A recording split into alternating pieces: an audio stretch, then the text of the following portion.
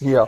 Hey, what's going on to a special edition of the Crush Sports Talk? We are at Georgia State University Mhm. interviewing the head coach, man. Who we got in the building, Maceo? So this is my guy. Okay. It's my family, but he's also big time because he's the head coach at Georgia State University, man. The Panthers. Jonas Hayes to the microphone.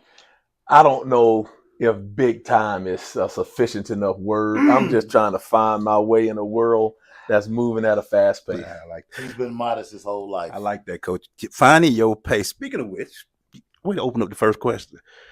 How is your pace in going into this year? What are you feeling about this year for the Georgia State Panther basketball team? Well, my pace is trying to be the same. I don't want to be someone that's all over the place. I'm always confident, man. I'm always optimistic, but I'm also real, right?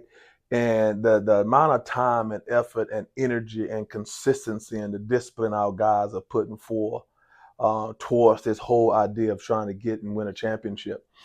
It's been very, very good for me. It has me a little cautiously optimistic. The games have got to be won on the court, but my pace has remained the same. My confidence remained the same. This thing is going to be righted, and we're going to be winning us a championship here soon. I'm very confident in that. I think we have the guys, we have the people in our locker room to accomplish that. So for me, I will be an overly optimistic type of dude to the day I die. And whatever I think in my mind, whatever you think in your mind, so as a man thinketh, so shall he or she becomes, right? And whatever you believe in your mind up top, the body will follow. And so that's where I'm at. Coach, favorite word everybody likes to use is process. Yeah. So let's talk about as we head into this 2024 campaign, Yep. recruiting trail, summer workouts. Now we in training camp now before we get ready to officially start the season.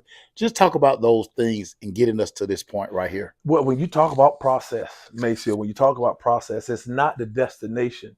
And it's really not even the journey. I've said the journey is more important than the destination. It's who you become on your journey. It's the most important. Because the adversity, all the hills and all the turns and twists and the uncertainty on the journey, that has a way of changing a man, right?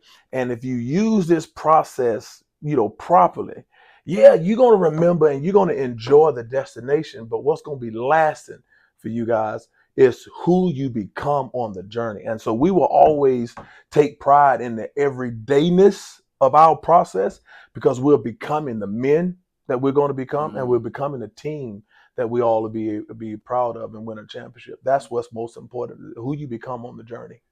And let me just follow up on the journey, Coach. What's been the journey for you from day one to now? How has the process changed? What have you learned about this process in general since you got I see the nice little podium picture back there when you got hired to now as You know coach? what? To be honest with you, man, when I look back at that photo, and that photo I think was April the 11th or 12th of 2022. What I know now, I now realize that fella right there didn't know anything. And I am a lifelong learner. And so I choose to learn every single day. It's when a man thinks he knows it all is when he stops getting better and stop, progressing, right?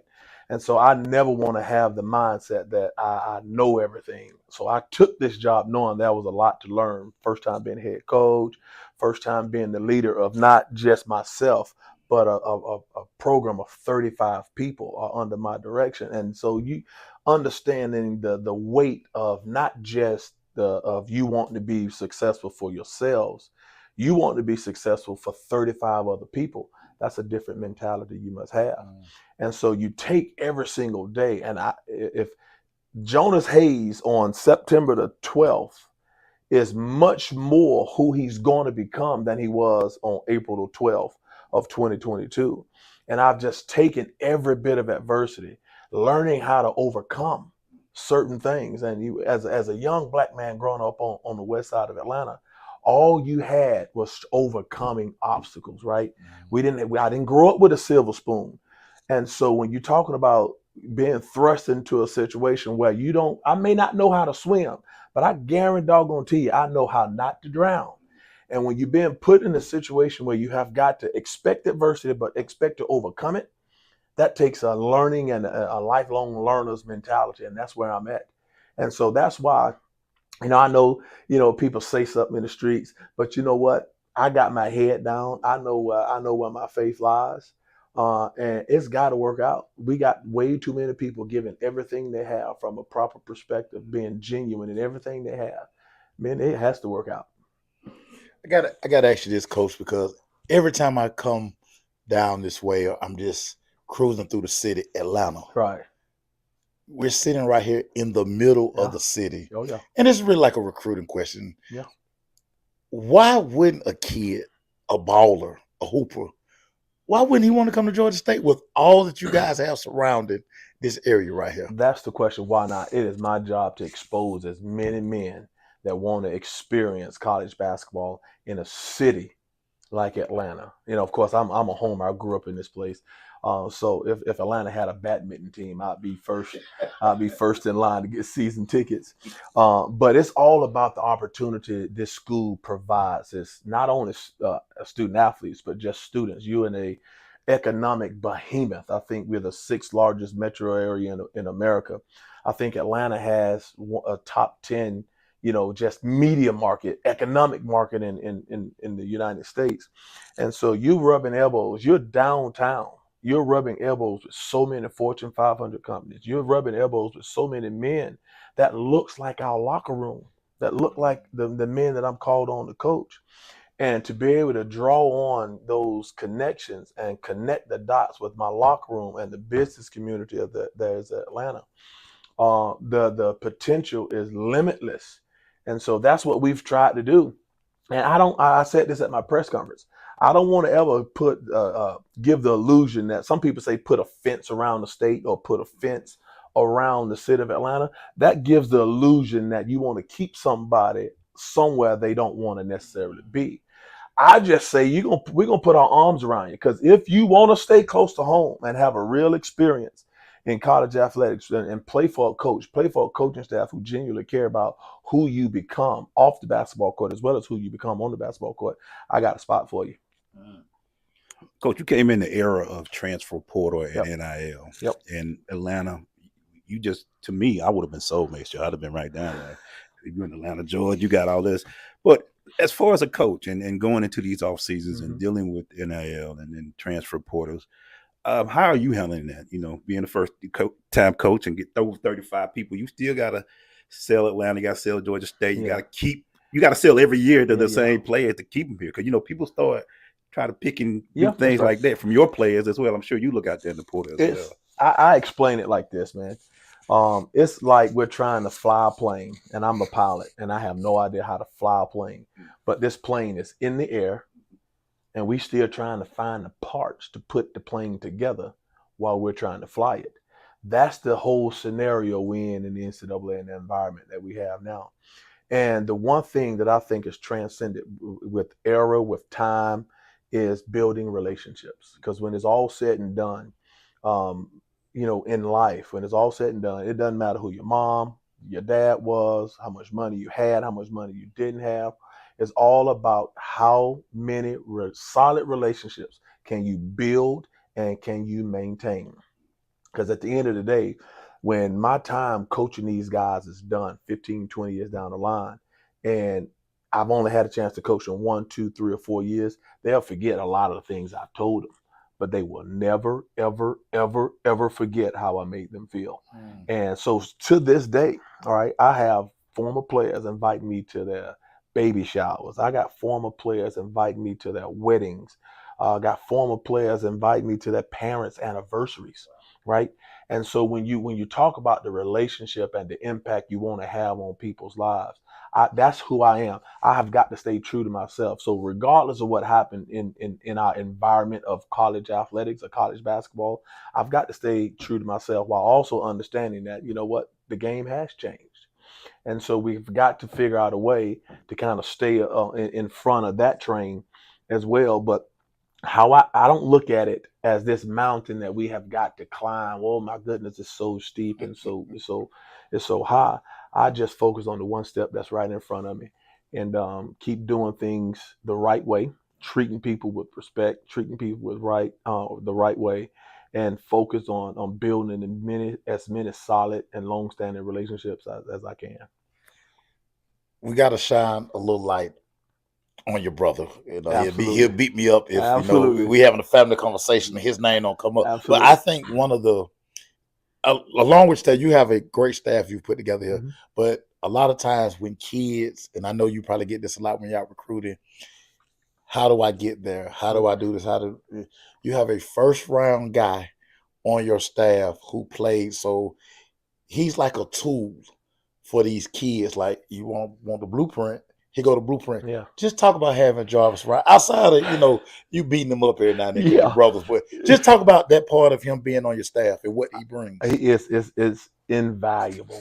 It's invaluable. I mean, we're looking at film with a couple of our guys today of when we played, when he played, and he would even tell you he was having a conversation in my office today. He got to the league not because that was his goal. He got to the league because he loved to play. That was never so. As good as he was only in the spotlight, and he would even tell you this: he was on the real spotlight the last 2 years of high school, and nobody knew who he was. He played it because he loved it. He got better at it because he loved it. He was able to perfect the game, not because he had the end in mind. He understood the journey. He became a pro on his journey. He didn't become a pro when he got to the league.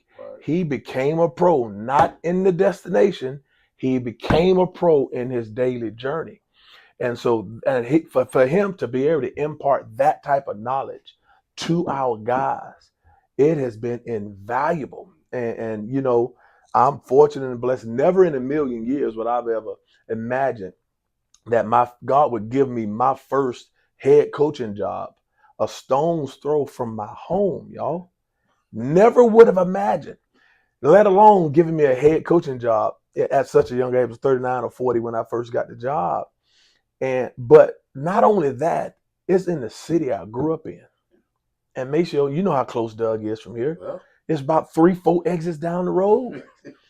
And for me to have the Charlie Cobb and Brian Blake to give me this opportunity, that ain't lost on me, man. That is not lost on me. And I know above this table, I'm all cool, calm, and collected, but I'm like a duck, a swan on that water. Beneath this water, beneath this desk, my feet is going million miles a minute. There ain't no stop. And so, but to have my brother to be on staff, to be able to have not only have my back, but to be able to give these guys a different perspective. That's where you wanted to. That's where you want to play. He was one of the top players in the world.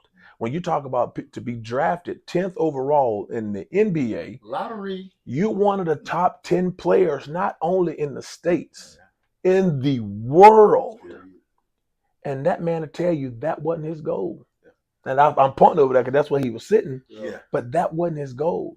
Yeah. It's almost like it's a parable. E. Dewey Smith and Dr. James Potts, my pastor down at Mount Prospect in Oldville, Georgia. It's when you stop thinking of yourself and just surrender yourself to the Lord's plan. That's when it'll happen for you. When you all focused on, I don't want to get too philosophical about my dad, but it's when my dad died in 2016. We've close, our family's close, Macy, you knows that. I used to pray every night, Lord, let me have a dream of my dad. Let me have a dream of him. And every day it was like maniacal. I was getting myself sick. I just want to hear my dad's voice. Let me hear him. And when I stopped, I surrendered that. And I tell you what, about 2 months ago, I woke up in the middle of the night and I smelled my dad's cologne. I got up immediately and started driving around the city, crying and being emotional. I smelled my dad's cologne. And I said that to say this: Jarvis surrendered his destination to whatever God's plan was, so he just focused on the journey. And that's what he's given our guys. I think I've always wanted to ask you this because I've always been fascinated with you and your brother's story. Atlanta playing at school down the street that's not in the city, but we'll keep it going. But Anyway, your story is, what does basketball mean to you and your family, and what has it done for you? It has introduced me and my family to so many great individuals. It's taken us across the world. It has given me an experience I don't think I could have gotten in any other way, right? And you talk about my mom and dad raised five of us. We all got scholarships to college, and they saved up for us. And I always wondered when my brother and I we went to Western Carolina first. They dropped us off at Western Carolina. 2 weeks later, my mom and dad had a brand new car. I had a brand new car. They was getting the house. They was getting the house fixed up. I said, where in the world did they get all this money from? And I thought about it. All of us got scholarships to college. And so I can remember that it was the Indigo. My dad loved Impalas. They got an indigo blue Impala. It was like a 2000 indigo blue Impala, and was driving that thing till the wheels fell off. But the game of basketball is fair. So life is fair. It's not equal, but it is fair, right? You can only, it's like the law of harvest. You can only get out what you put in. And I'm a firm believer of vibes. And I'm a firm believer in vibes, man. Whatever energy you give off to people, just in general, that's kind of sort of the energy you're looking for. And you best believe if you're looking for that type of energy, that energy is also looking for you. And so I got a quote on one of my quotes is always be aware of the energy you bring into this space, right? Because the energy you bring into space, that's what you're looking for, and that's what's also looking for you. And so I've always felt like basketball. We've always been true to the game, always been true to life. So life has a way of loving us back because we loved it so much. And so that's kind of what basketball has meant to me and my family. And it has given us an experience I don't think we could have had any other place. I knew I was going to talk to you today. So as I was preparing, I laughed about our last conversation. I wanted you to share this again Mm-hmm. because being in the right place at the right time. Yeah. You almost missed out on opportunity Oh my God. because you didn't want to go to a meet and greet, but you let me go. You finish the story I'm gonna because tell you this. everybody, this is one of the greatest stories ever, and I couldn't wait for you to bring it back up again. I'm gonna tell Listen you to this. this story about it. So I was at Belmont Abbey College. It's a Division II school, right in out to the west of Charlotte, about 10 minutes west of Charlotte in Gaston County. And I had graduated from Georgia, 2004. I coached at my high school, 2005. I coached at Morehouse for 1 year in 2006. Then I went to South Carolina State. So, in just that span, I was coaching high school. I went to Division II, went to Division I. And so I'm thinking, okay, dang, basketball is easy, man. I'm progressing. I'm going from high school to Division I coaching in a span of 3 years. I'm like, okay, God has a way of getting your attention. All right. And so here I am. I have been at Belmont Abbey for 5 years. And anybody who's coached at Division II, you know exactly what I'm talking about. And it doesn't matter what work you think you're doing, how good a coach you think you are. It's almost like it's like a tree that's fallen in the forest. You have no idea. Folks, you don't think people notice the good work. So how in the world you gonna keep progressing? So I got real down, man. I got real down. And I grew up in the church, all right, and I've always had a great relationship with God. And I said, Lord, what I got to do to get a better job at a bigger school at the Division I level, and that's paying me a lot at the time. I'm not going to tell you I was making under $25,000. Didn't have health benefits, struggling, and, and and and I heard God clearly say I was living in a duplex, y'all, on Maple Circle in Belmont, North Carolina, barely paying my rent. And I heard God clearly say, Jonas, you're praying for the wrong thing. Instead of praying for more money at a bigger job, all right, just simply pray to be better. Just be better. And I remember my dad saying, if you got to be a city trash man, you be the best city trash man this country has to offer. So with that mindset, I immediately changed my thought process. God said, you know what? I'm worried about the wrong thing. Just be, if I'm going to be in a Division II assistant coach, I'm going to be the best Division II assistant coach in America. So I blocked out everything. I blocked out all the noise. I was laser focused on being the best Division II assistant basketball coach that I can possibly be. I got a good friend. He's by the name of Mark Slonica, Coach Mark Slonica. He was the coach at Mercer. He graduated from Georgia. He was the coach at Georgia. Um, and he recruited us at Mercer. We didn't go, but when I was coaching, but I knew Coach Slonica. I'll get to that in a minute. He would call me. And this is probably, our season was over with March. He calls me a couple of days after our season. And he said, Jonas, you know, the Georgia Bulldog Club is coming to downtown Charlotte Marriott. It's a great meet and greet. You can rub elbows with a whole lot of Georgia fans that maybe can help you out with your program. It'll be good if you come. Initially, because we at Division II, the recruiting calendar is wide open. So I've already started scheduling them out. I had scheduled my recruiting days out all the way for months, right? And the date he said, you know what, Coach, I got to be in Columbia, South Carolina, early that afternoon, probably about 5 o'clock. I also got to be in Salisbury, North Carolina. I got to be in Columbia at 6. I got to be in Salisbury, North Carolina at like 9 to see 2 different kids. I said, you know what? I can't go. I'm busy. Mark Slonica said, you know what, Coach? I'm going to put your name down anyway. He would call every week. So 1 week before the event, it was on a Wednesday. I never will forget it. 1 week before the event, hey, Jonas, I'm telling you right now, it'll be a good event for you to come to. It's a lot of Georgia people that remember when you played. You know, it can help your program at Belmont Abbey. I think you should come. I told Coach Slon, I said, you know what? I won't be able to make it. He said, you know what? I'm going to put your name down anyway. The day before the event, he called and said the same thing. My response was the same thing. So the day of the event, y'all, the event starts at 7 o'clock. It starts at 7 o'clock. Now, remind you, I had to be in Columbia, South Carolina at 6 o'clock.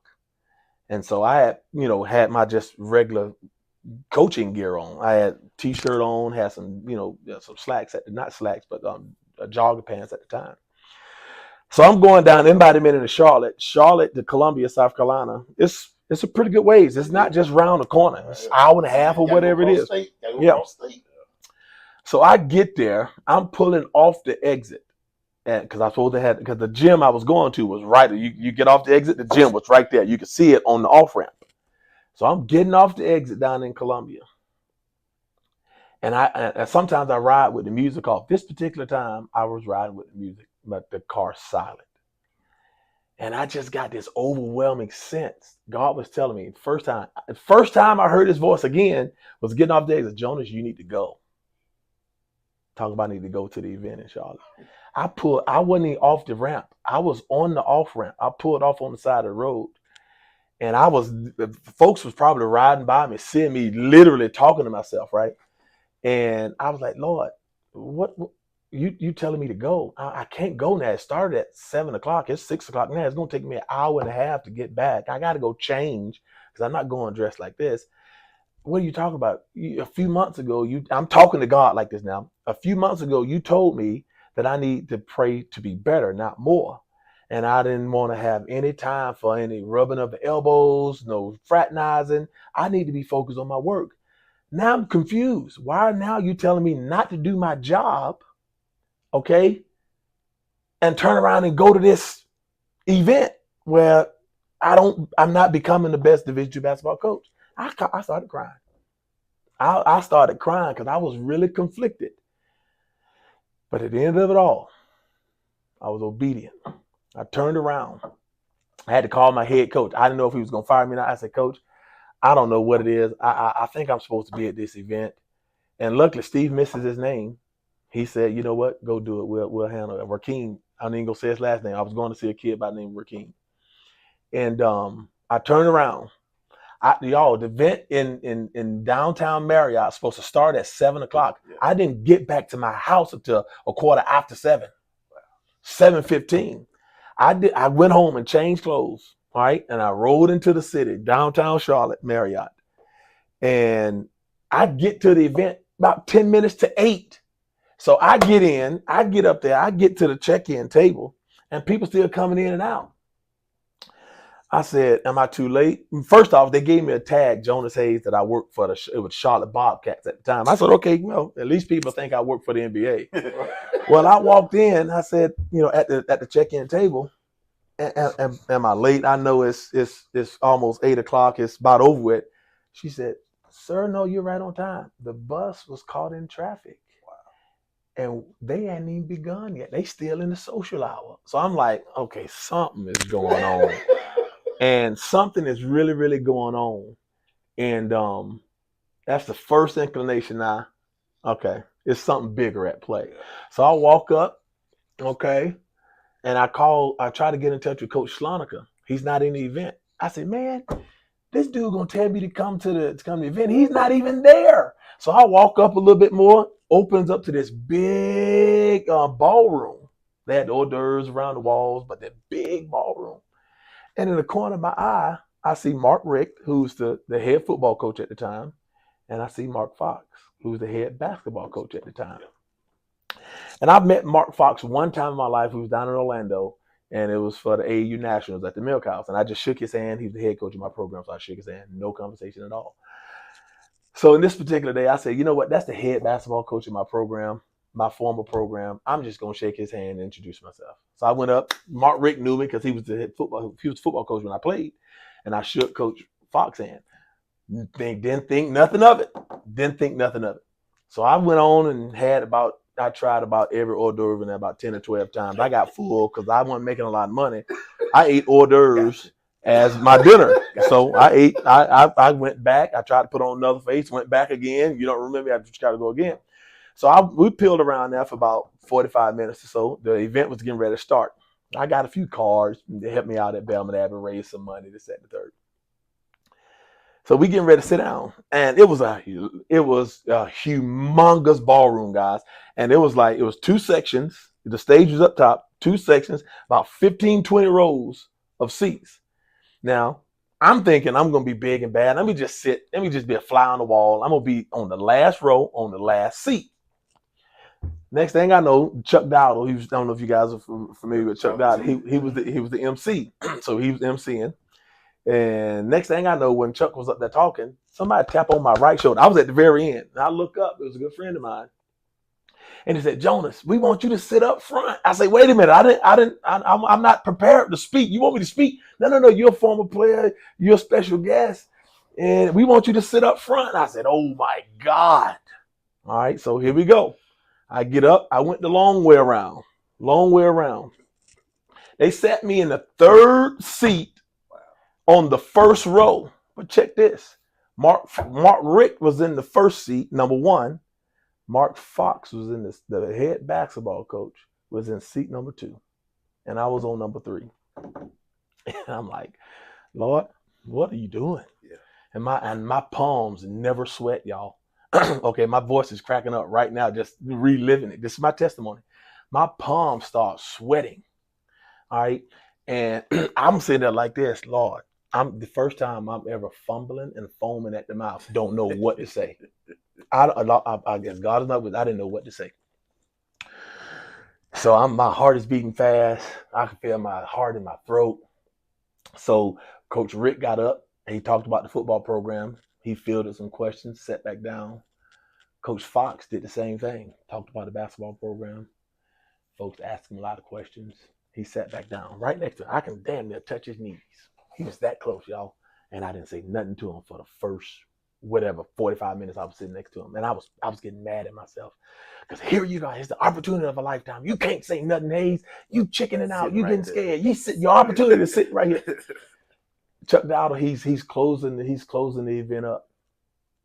We stand up. Still hadn't said one word to him.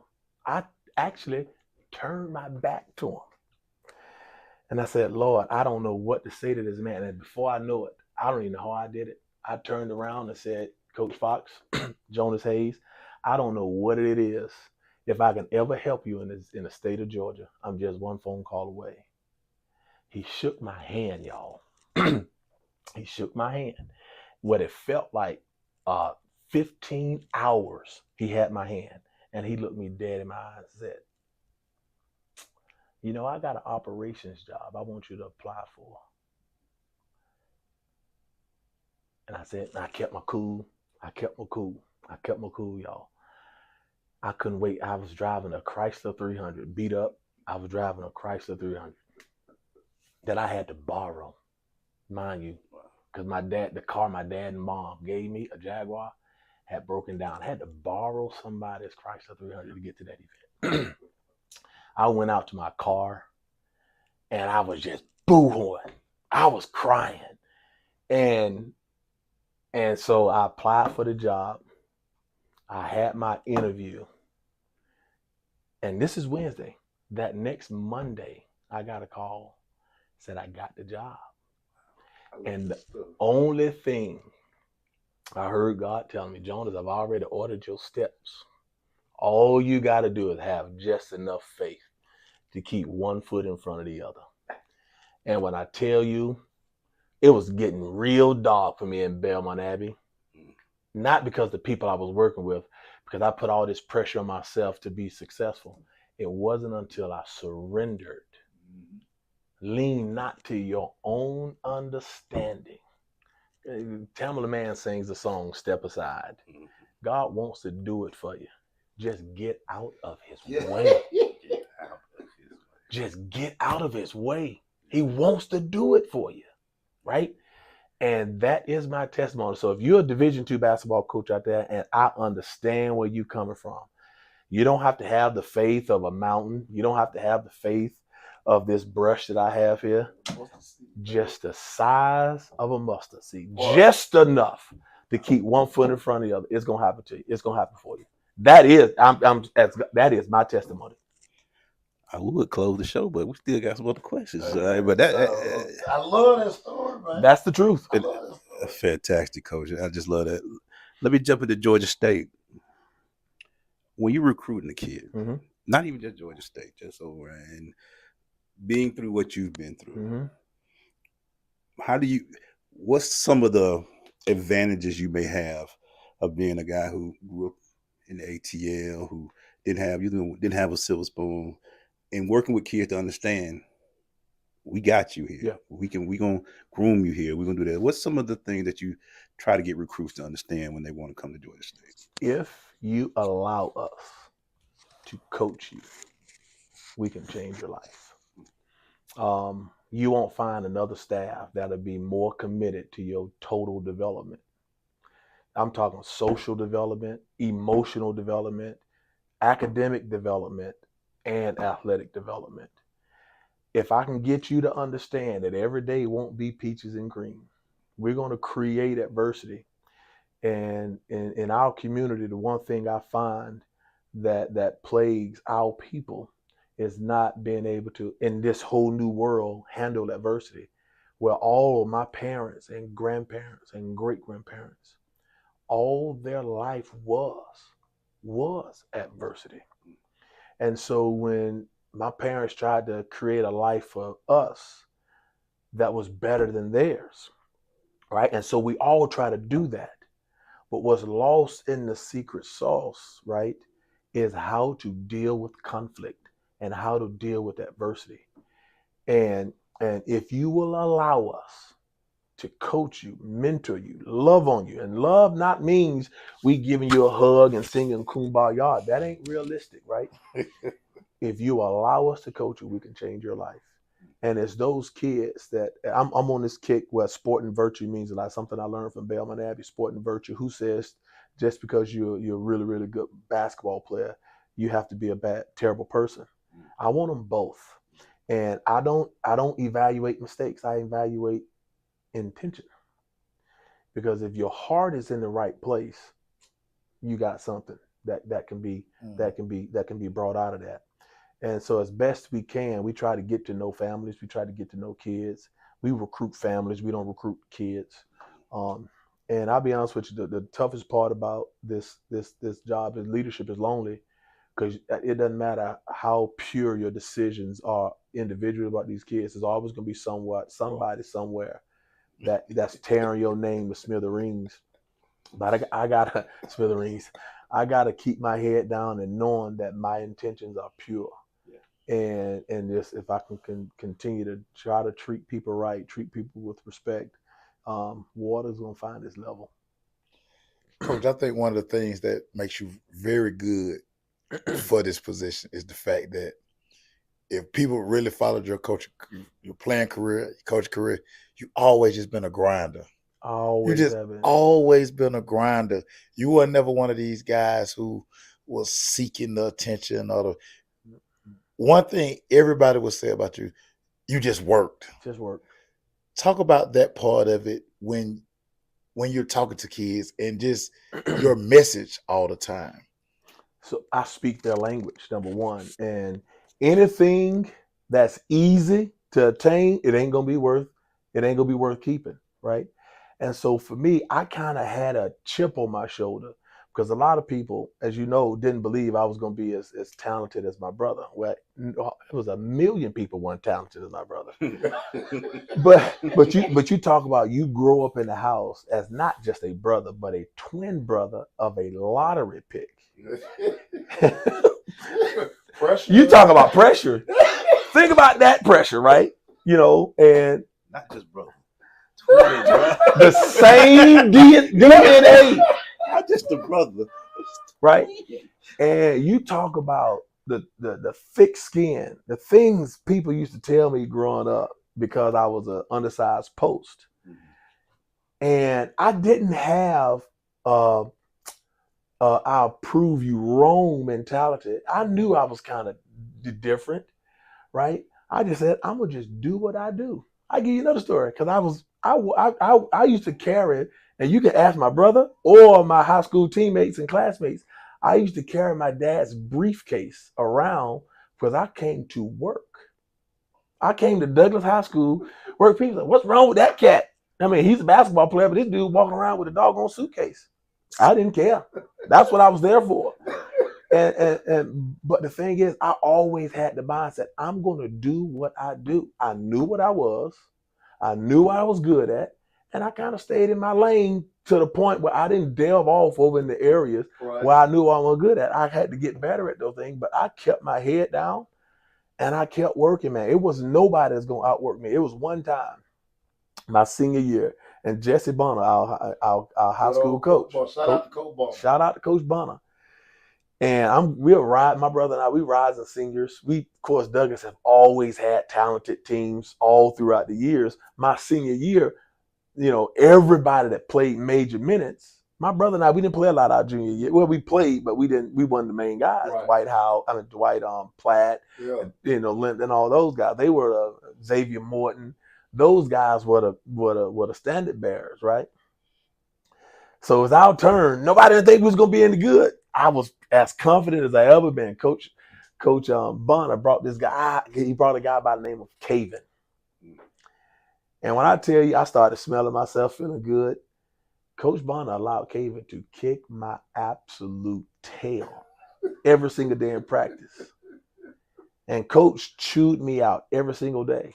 I credit Caven for making me realize you cannot take days off. You cannot take possessions off. And that's just my experience, man. That's how I was wired, man. Yeah. And I'm thankful for that experience. If you will allow me to coach you, I can change your life. You know, I know you talked about this story, but one of the stories that preceded you to Georgia State was what you did at Xavier. Yeah. When you took that program over and won the NIT and did your thing down there. You talking about mustard seeds to be able to take over a program and do what you did. Take me back to that time and the feeling you had, like, oh, I got to do what? Yeah, it was kind of surprising because we had won an NIT game. Yeah, we won our first round game, and our administration decided to make a move. And I'm like, they asked me, "Would you do it?" Yeah, I'd do it. Never been a head coach before. And I remember before our team meeting when they was going to ask me to do it, I went and prayed. I said, and sometimes it's okay to pray to God, not knowing. I just said, Lord, I don't know what I'm doing. I don't know what I'm going to do, but I got faith that you do. And with that, I walked into the meeting, and the first thing that jumped into my mind. Usually, when people get thrust into a situation, they want to beat their chest and show I'm the coach. Let me do something different. I immediately had the mindset. I'm just here to land the plane. Just get the plane landed. Just usher this group into a safe landing, and whoever the next coach is going to be, they're going to be able to take on and move on. Never in a million years would I have thought the opportunity that I had at Xavier would, number one, end in the fashion that it did, but how many doors it opened, right? And you talk about timing, you know, and I talked to Charlie Cobb, and I've interviewed for 9 jobs before I interviewed for this job here. 9 jobs. And that Xavier run was my best interview. And I didn't have the mindset to change up course. And when you get a group of men fighting for one cause, an opportunity to play for a championship, it's NIT championship, but opportunity to play for a championship, we rallied around another. And I give credit to my staff, Danny Peters, Dante Jackson, Jordan Brooks, who's now at Morehead State, Dante's still at Xavier, Mario McCurry, we all just banded together, and we was all in service. We were serving our team. We all had service mindsets, and it was a phenomenal opportunity. I didn't get a chance to enjoy it much because I was moving on. I was very task oriented. I was moving on, but I have a chance to look back on that experience and say that was a phenomenal time. Coach, talk to me. So much is made now when we talk about recruiting. Like these kids today, have all these kids, Mm-mm. all these kids. Mm-mm. Talk to the people about that's really not the case. No, Because kids really do want to be coached. they want to be coached. The times are different. Some parenting is different.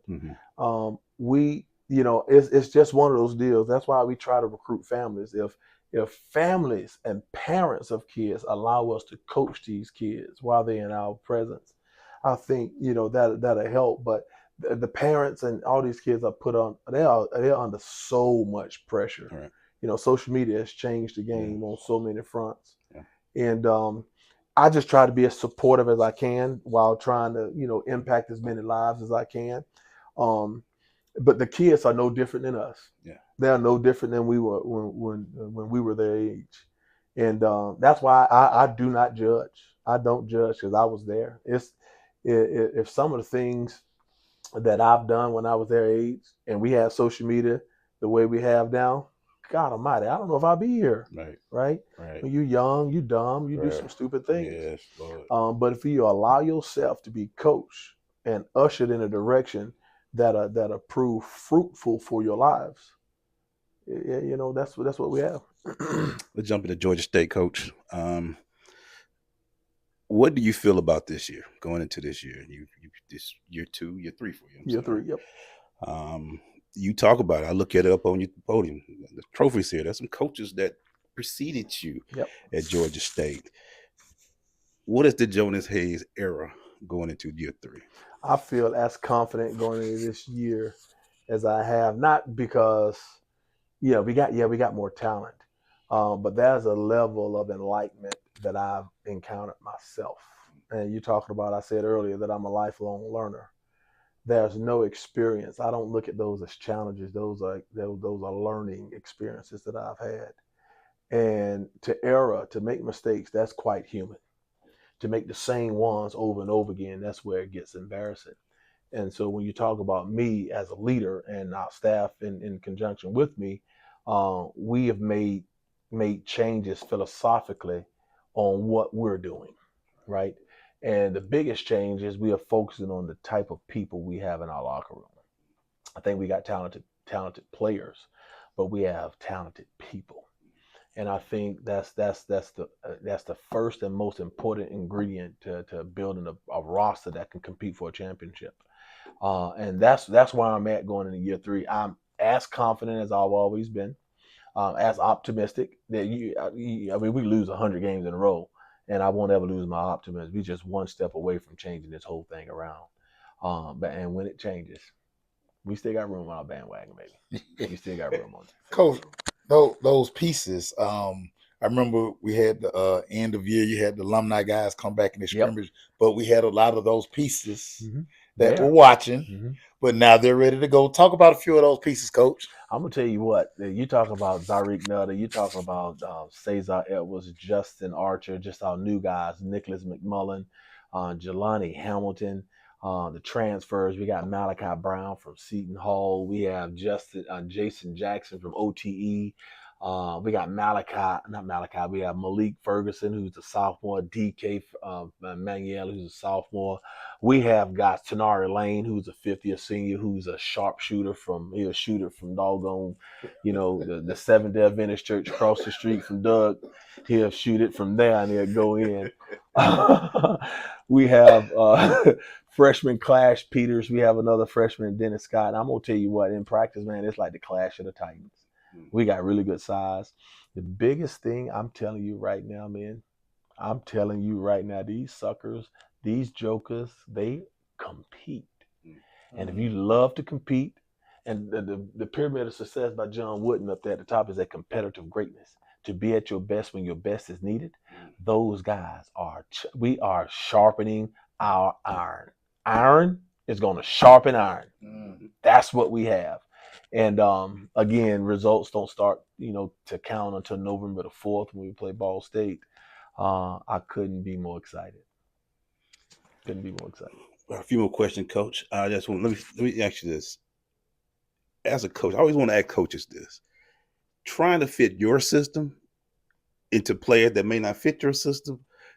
How do you approach that? Like when you get here, you might not have the guys in the system that you want. Do you try to just force them into your system, or do you say, try to work your system around what you got? Yeah, you try to be as flexible as you can. I won't ever be a rigid coach and say, okay, I want to play this style, but I don't have the players. You try to mix the two. That's what we've done. And we'll do some things a little bit different this year on the offensive end, but I do think we have the personnel to kind of play a different brand of basketball too. But I won't ever be rigid enough to kind of say, well, we got this type of player, but I want to play this way. We're gonna play this way regardless. We don't. I'm not that rigid. Like this football, you'll see players. You like, you ain't got that type of talent. Why y'all running there? Yeah. You can't do that, Coach. Yeah. You got big line. You ain't got speed out there. Yeah. You see somebody, no, that ain't gonna work.